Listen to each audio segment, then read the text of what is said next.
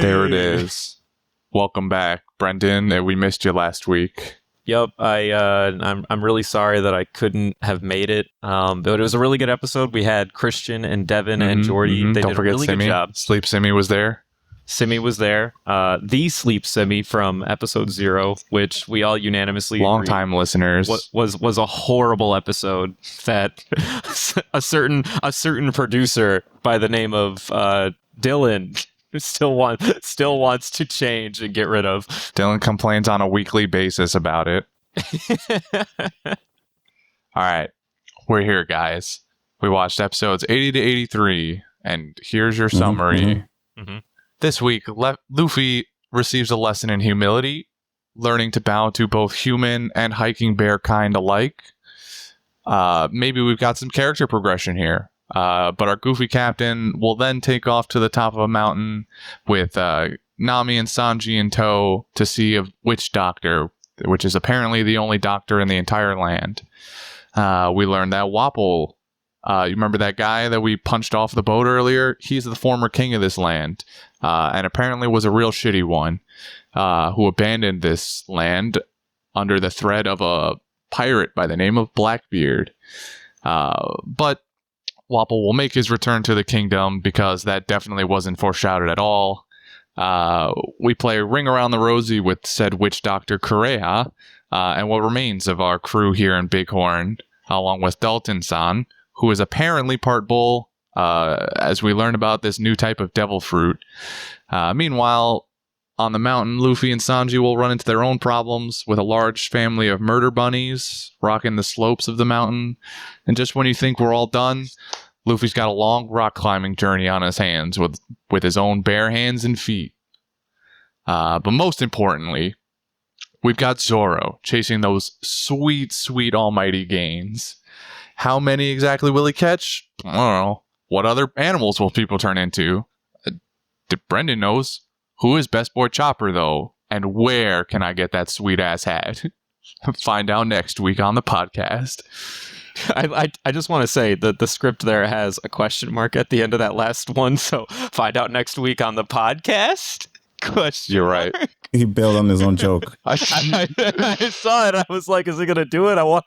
I'm not going to let it slide, so we're putting that in. Fuck you. Stop it. Commit to the bit, you bitch. I don't see in punctuation marks, okay? I don't see definitive punctuation. Yeah. I will not be defined.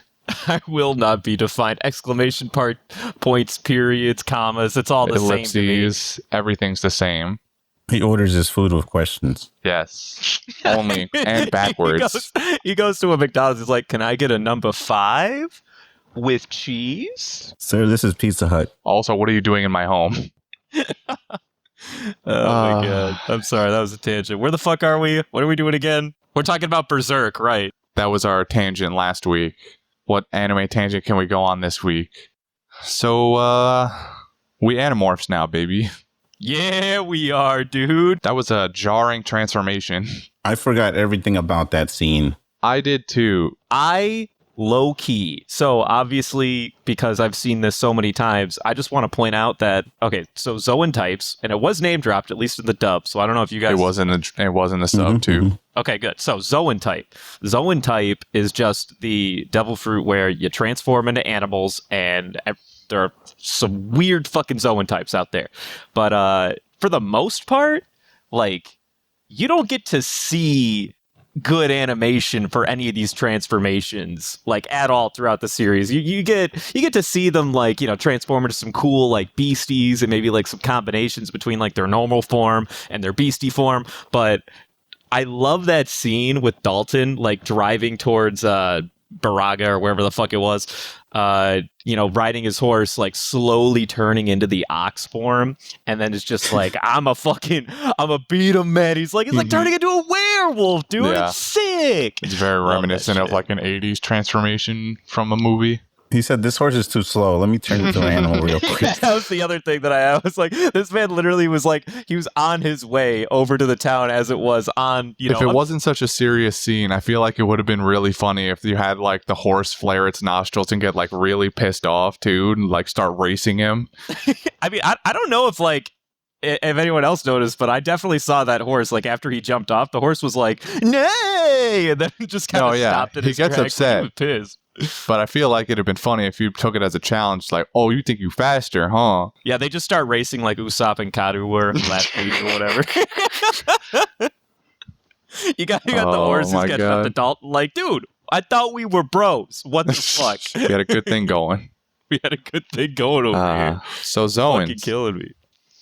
So Zoans, yeah. I mean, I don't want to go too much into the details of Zoans just yet, because what's nice about this arc is that it'll introduce a couple of different Zoan types. This is like the opportunity for the audience to really understand that there are different variations of devil fruit.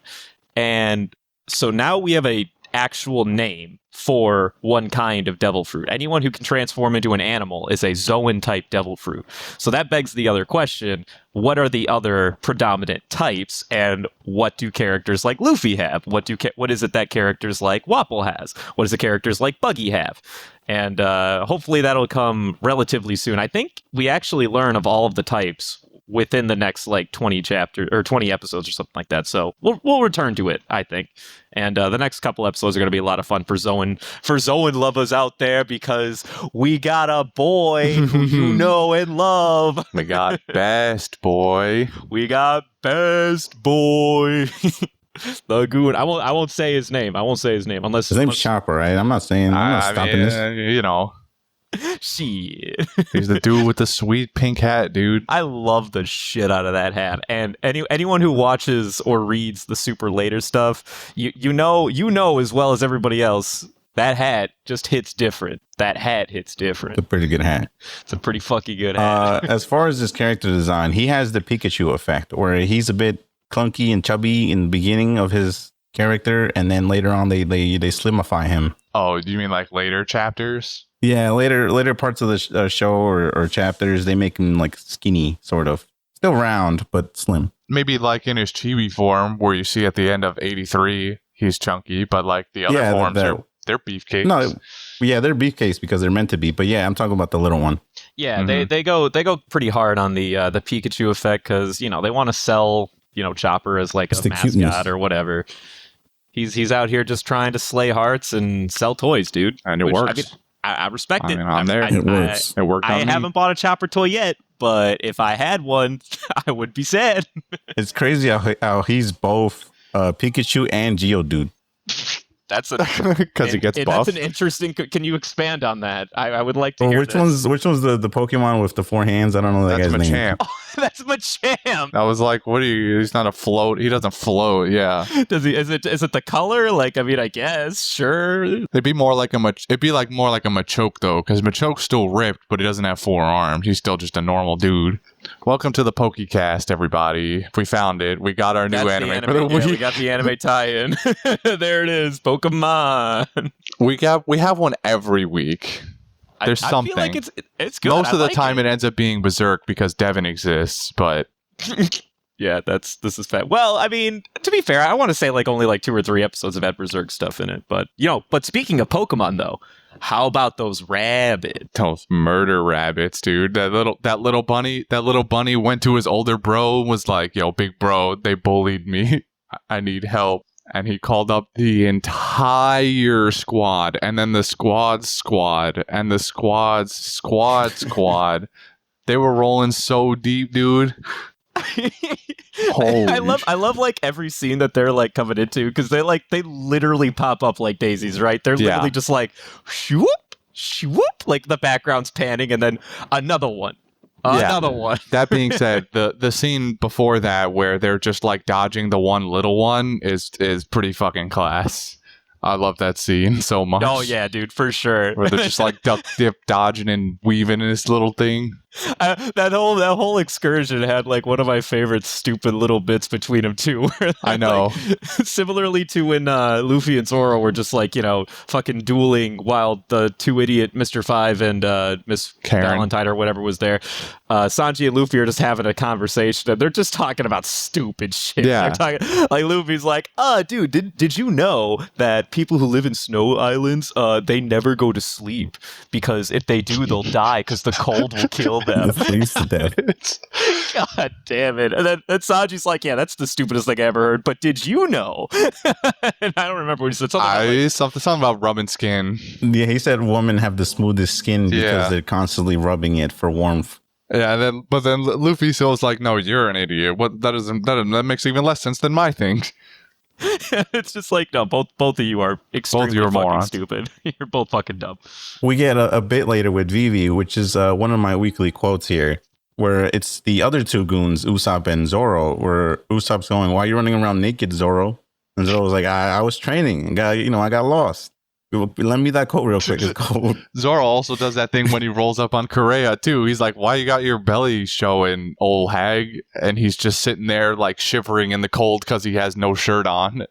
Right. And then Usopp goes, you're an idiot. I'm not giving you shit. You made your bet here. And it cuts to Vivi. She goes, maybe Nami's sick from the mental exhaustion of dealing with these two.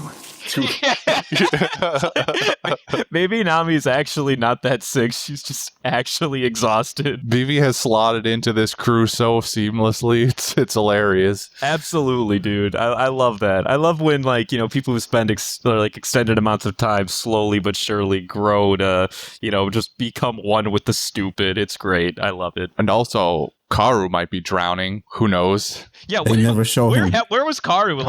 Karu jumps into the fucking ocean or the river because he thinks Zoro drowned, and then we just don't see anything ever again in these episodes. You see nothing. This is like the most split up they've made this crew too at this point. We're split like 4 different ways. This D&D party is not having fun. Oh yeah, no, this D&D party is all over the fucking place. You know who's really not having fun? This guy, Luffy. Oh yeah, dude. Dude, that shit's that's metal as fuck. Oh my god, his hands and his toes, because he has to use his toes, right? Sandals aren't good for climbing. Nope, they are not. They are very flat, very bad. And then there was that one scene where he's like almost at the top and then he slides down in his fingers. If we didn't talk about it, I would be sad. That is without a doubt the coolest scene, probably even more so than the Dalton transformation of these episodes, just because dude, even with like that super simple animation, because there's really not a whole lot to it, right? There's that snow blowing like to kind of like give you this effect of it's like super windy and super cold, and there's the background, and then really the only thing left is just like a little bit of foreground of Luffy, just and the red blood smears all the way down. He becomes pure red, like his face, his arms, all of it's red from cold, and then just drenched in blood. The coloration in this was actually super fire. And then he gets to the top too, and he's like, all of the blood has been ejected out of his fingertips, and he's extremely like yellow and pale, sickly looking when he gets to the top.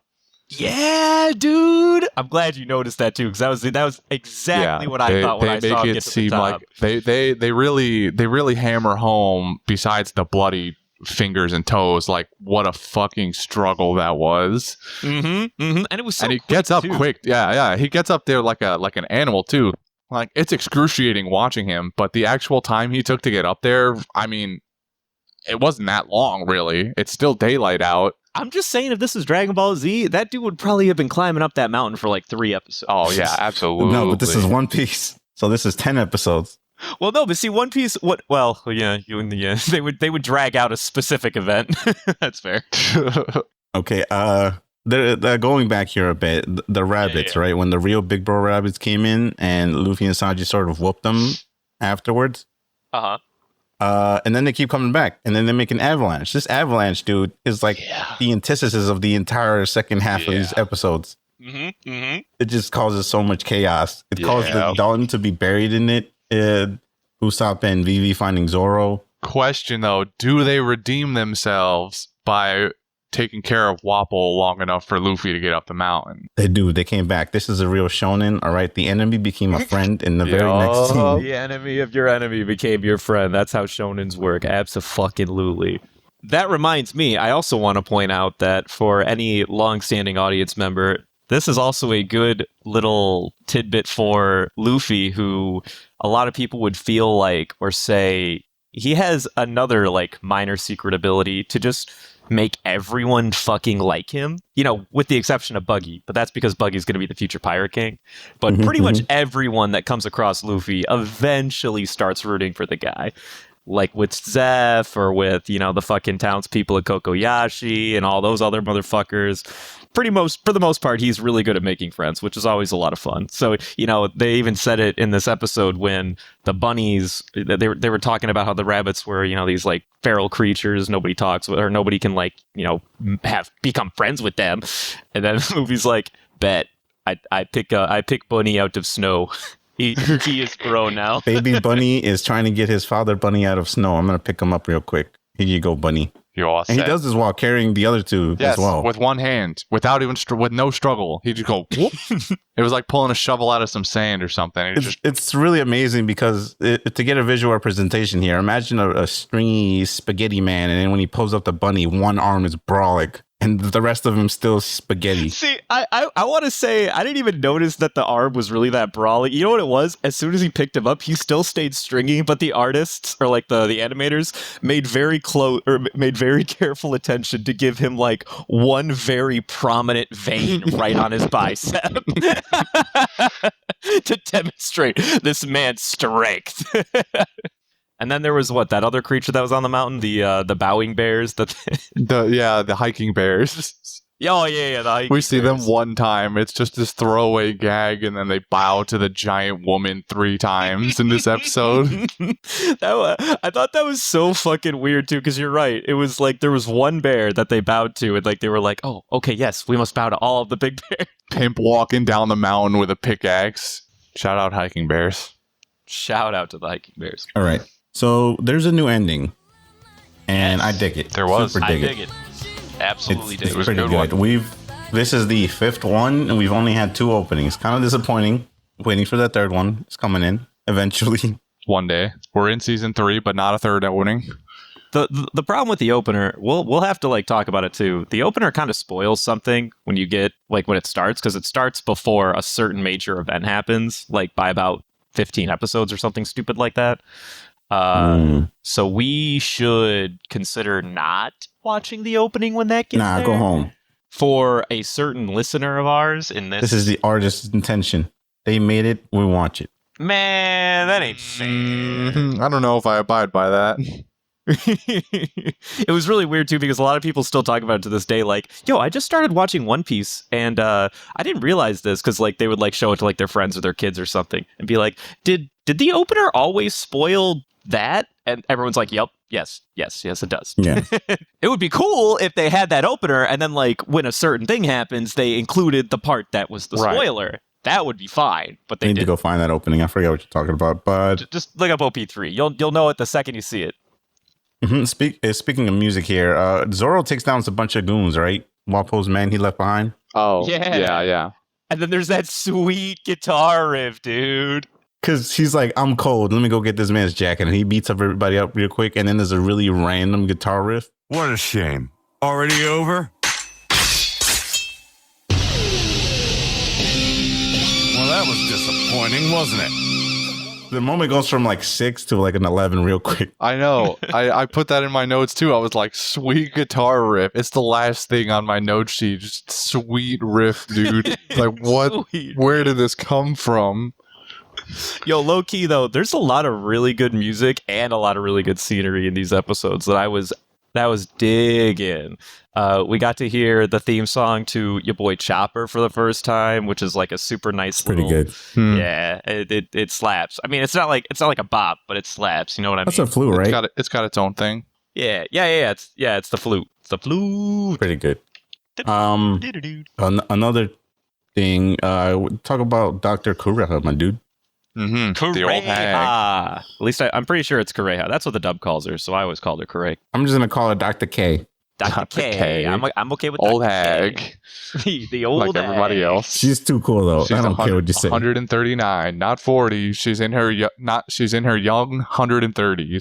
All right, don't say nothing about it. She saves that one kid, dude. That was such a funny way to introduce her too, because as like she's introducing herself, she comes off as like being like kind of like a pirate or like being like a super nice person, like definitely not a witch, like kind of like an actual doctor. And as soon as like she's asking the kid like, yo, what's wrong with you, dude? And he's like, oh, my hands really hurt. Then he immediately lays him on a bed, and she just fucking jabs that kid's leg right in the leg. I thought she broke him. Yeah, It does kind of look that way. It looked like she broke the kid's leg with her thumb or some shit. And that's like what I find funny is that she knew what was wrong with him. Like as soon as he said like, oh, my hands hurt, she's like, you're suffering from that ailment. Got it. And that just fucking jabs him right where it really hurts. Everyone freaks out. What a bitch. And then of course like the whole after she heals him, saves him, whatever, she's like, yeah, so I'll take like literally everything you own and like 90% of all of your assets. And it's like I feel like I'm just saying that this is somewhat symbolic of United States healthcare system. Dude, I'm this all right, we don't have to you don't have to keep this, but I feel like it needs to be said. The appropriateness of the not only Kureha but Whoooole and his like hoarding of doctors and like preventing. Yeah. I don't remember. I didn't write it down. I should have wrote it down. But Whoooole delivers some line after he's talking about how he just like stole all the doctors from the land, and I was like, this hurts. How applicable it is to what is going on right now. He said they'll have to follow me because I am in charge of all the doctors. If they're ever sick, they need to ask for medical attention. It's basically holding them prisoners. Yeah, it was just so disgustingly accurate to what's going on in the state of the United States right now. I was like, I can't. It's funny because I also had that note where Vivi goes, what kind of king rules by holding people hostage via doctors? And then my note was United States sweats profusely. which is really funny because the entirety of Drum Kingdom is supposed to be inspired loosely by Canada. So we're literally, and free healthcare. And where they have free healthcare. So this shit's just layers and layers deep. Jesus Christ. Fucking stupid. Yeah, this I'm gonna add that real quick that did not age well. Yeah, put that on the list from last week. Yeah. Christ. And then, of course, the other major influence was in like Chopper's and Kureha's character of like the way she comes down from her castle, being like riding the sleigh, very Santa-like. And then I don't know if you guys watched the previews, but there's also your boy Chopper who happens to be a reindeer with a blue nose, and he has a sad story. I'm just saying, sounds like another reindeer we know. Dasher? Yeah, no, Blitzen actually. Oh, not Comet. Not Prancer or Vixen. All right, quiet. Zoro has his scars. Zoro has some scars from the legs. Yes, specifically the leg. Yeah, segue. That's Jordy's favorite. Quiet you. Anyway, this thing.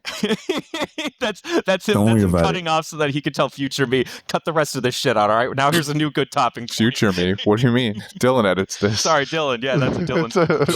Sure. A few weeks back, we were like, does Zoro have his scars on his feet? And here we go. I will say though, I explicitly have a vivid memory of seeing Zoro's scars on his ankles, like literally in this arc.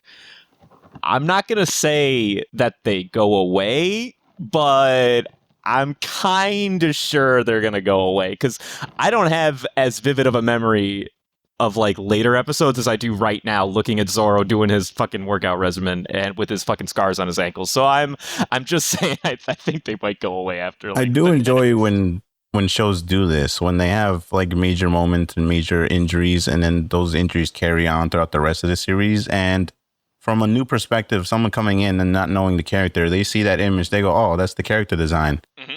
But then they go back and start from the beginning and they go, wait, what? The scar's gone. What happened?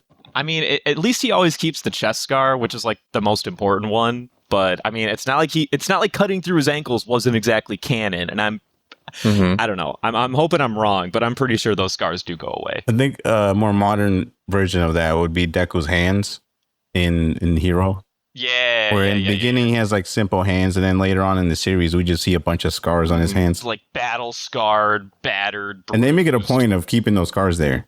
Yeah, no. He's just completely fucked up. Mm-hmm. And his elbow too, like when he doesn't have the sleeve on anyway, but When will you learn? Sorry. Gonna finish it? That your actions have consequences. there's your meme reference for the episode. I don't think I did it right, but it's decent. That wasn't bad. I'm not was trying alright. to be that loud. I could have gone higher, but you're not a 9-year-old boy complaining about Sonic, so. All right. Speaking of 9-year-old boys, the 20 doctors, dude.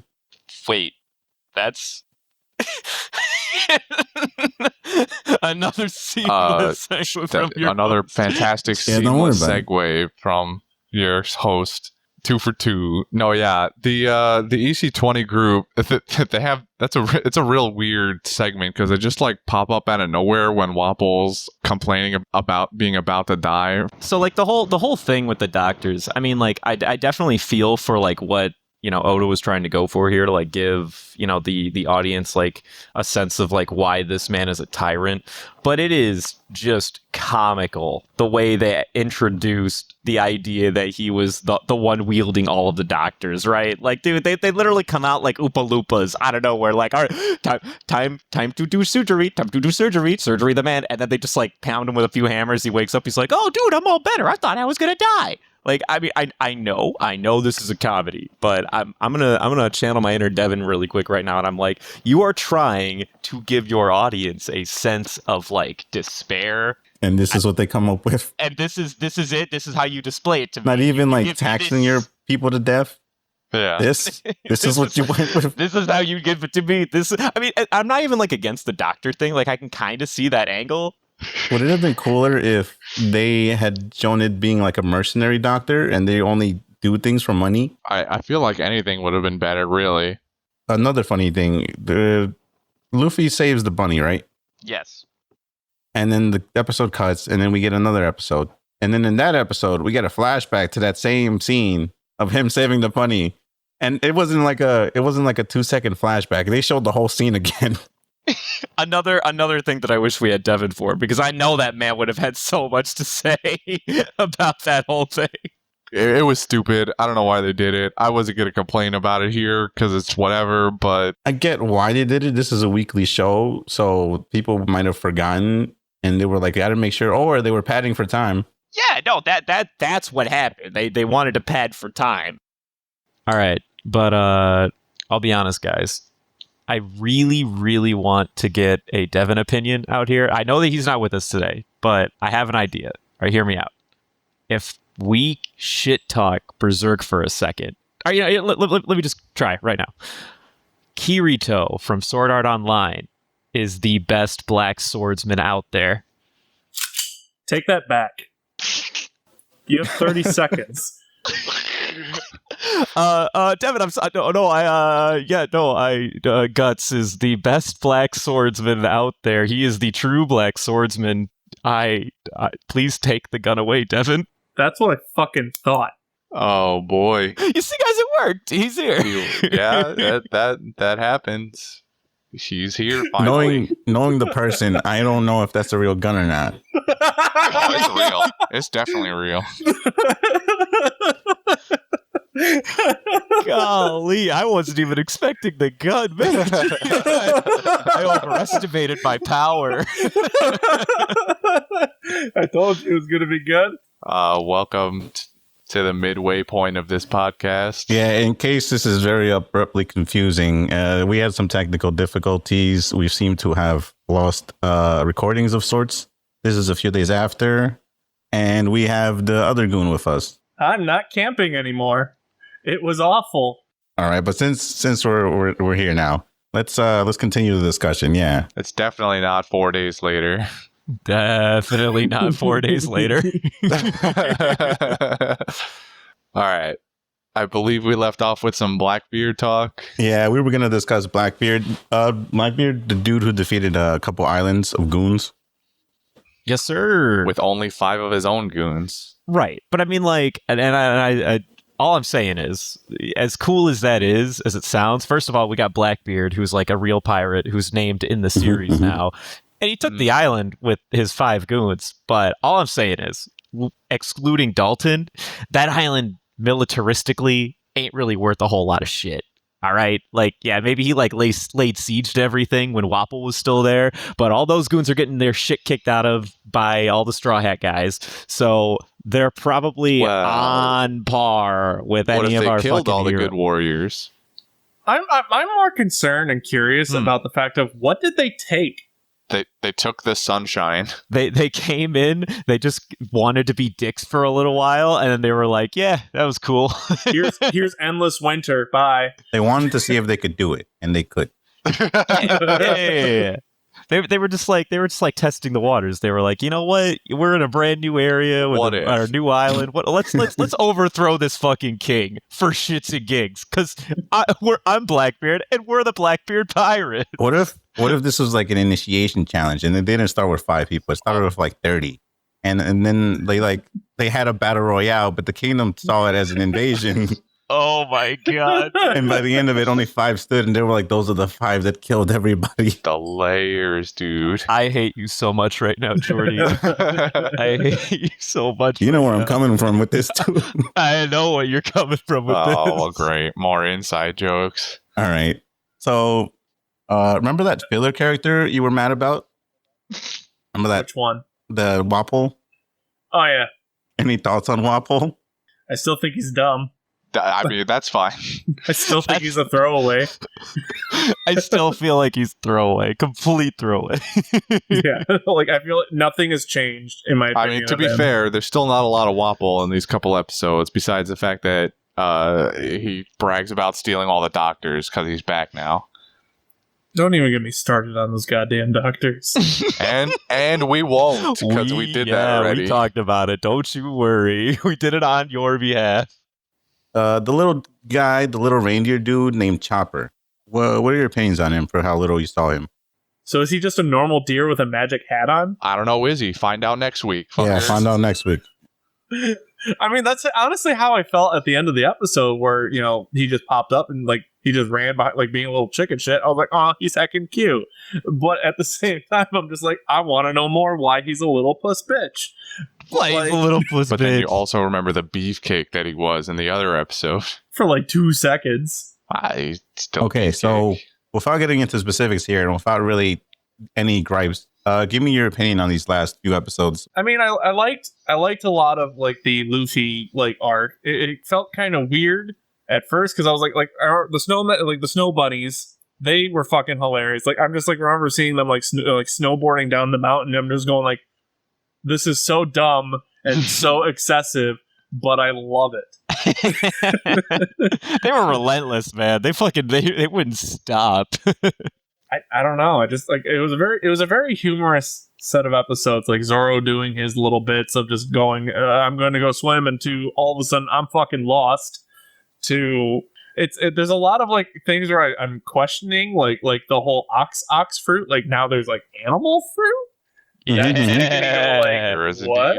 Yeah, it's a different type of fruit. We talked about it. Yeah, we talked about earlier it when you were here, but we'll go into it again when they talk about it more later on. Yeah, we'll get more of it in the next couple episodes. Like, it kind of like gave me an interesting like expanding on of what the devil fruit thing versus like, you know, instead of being actions, it can actually be things, for example. And that I found that very interesting. And I'm curious to see where, because I know that little reindeer dude is supposed to be a new character. I've seen photos. Everyone, you know, if you're watching anime, you don't see the photos of at least the one piece cast, like, or whatever they call it, Straw Hats crew. Like, come on, you're blind. But like, you'd be blind. Like, I know there's like I think 2 more or something like that. But like, it's just like, you know, I don't know what he does or what makes him special. So it's like, let's see where this goes. I'm not opposed to it. I'm actually excited to see another member get added, but it's just like, I don't know exactly where he's going to fit in besides just being lol, I heal you. Okay. So glad you enjoyed those episodes. Oh, wait. One last thing. There was one scene that I really loved. It was when Zoro, like, you know, puts on the trench coat and just fucking ices all of those guys. and like the just like the change and like how it went from like the grayscale like color palette. Oh, that was just I loved it. I don't know what it was, but it was just like, this is fucking fire. We got a Zoro fanboy in the making, my guys. Sweet guitar riff time, baby. Oh yeah, the excessive guitar riffs. Like I was like, this is awesome, but weird. Unless anybody else got anything, we can move on to quote.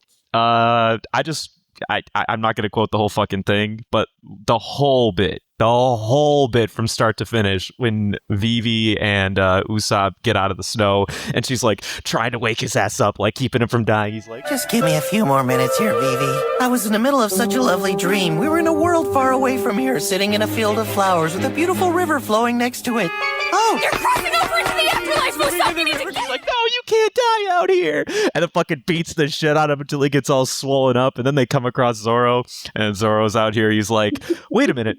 Why did I feel like I had a dream where I was in a field of flowers? Just that whole fucking 5-minute sequence was goddamn Confirmed gold. afterlife, maybe? Confirmed afterlife, I'm telling you. I got only really one quote for the week, or for the episodes, was don't forget to bow its proper hiking manners. Because I don't know what about bear. the hiking bear and how it had no effect on anything later on. It was just a mannerisms thing, and I was like, this is great.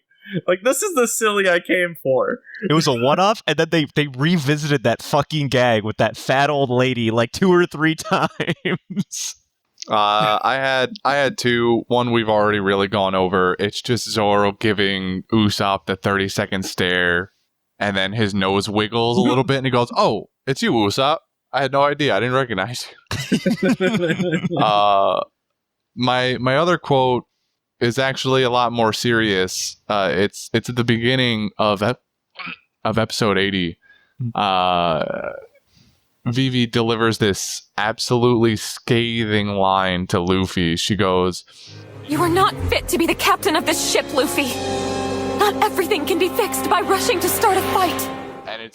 And Luffy takes this very much to heart here, because she's trying to get she's the only sensible one here, trying to get them to be able to land properly on this island, and everyone's trying to fight these poor villagers who have clearly had very near-death encounters with other pirates, and so just want them to leave. And Vivi's like, they're just scared.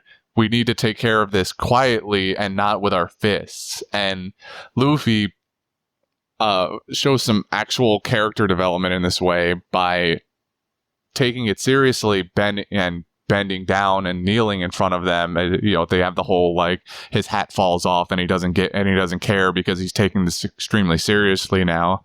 And it shows throughout really the rest of these couple of episodes too, how much this kind of impacted him, with him and Nami pulling her up the fucking mountain with Sanji. Even the bit where Nami's in the bed and she trusts Luffy with her life to bring her up the mountain. Right. She's trying to show him hey, sometimes it's important not to just be a fucker and literally pick a fight with every person you see. No, I feel that. I respect it.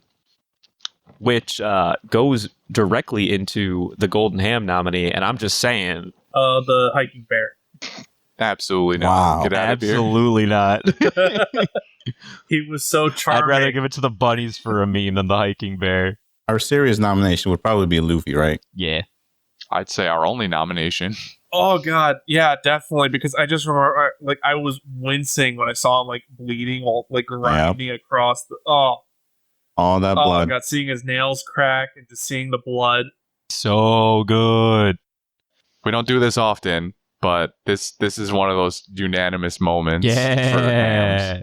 All right. So a little note out here before we sign off. And just in case anybody ever out there is watching along with us, I realize that not telling them what episodes are watching this is really detrimental to them, because they have to sort of guess. They go, are they going to do 3 episodes, 5 episodes, 4 episodes? So I'm going to start just telling people ahead of time here. Next week, we're going to do episodes 84 to 87. All 4 of those episodes. Watch along if you want. Hey, Justin, what's up? This is out to you. Okay, I got to talk to the fans then real quick. All right, ready, guys? Okay, I know you're not fucking following Viewers. us. I know you're not following us on Twitter at Panda Sightings. Thank you. Well, Okay. what a great send up. Huh? Dylan, I'm gonna let you call that one. All right. That's all you do. That's all you do. That's on you.